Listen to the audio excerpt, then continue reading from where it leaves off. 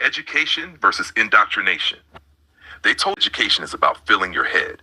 But what if I told you real education is all about pulling out what's already inside of you?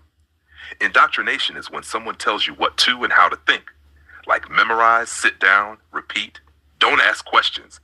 The result of this type of learning, students train to obey instead of question, to memorize instead of understand, to follow orders instead of create new ideas.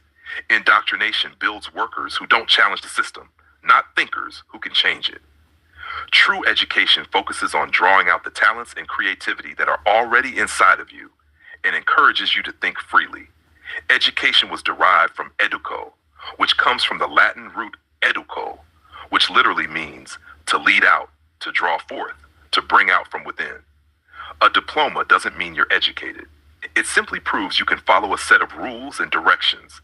And if you can't follow those rules, you're labeled a failure. This assembly line style of learning, pass or fail, does not create true education. Think about it.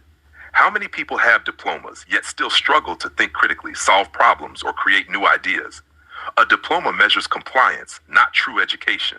So don't just accept answers. Ask questions, research and compare.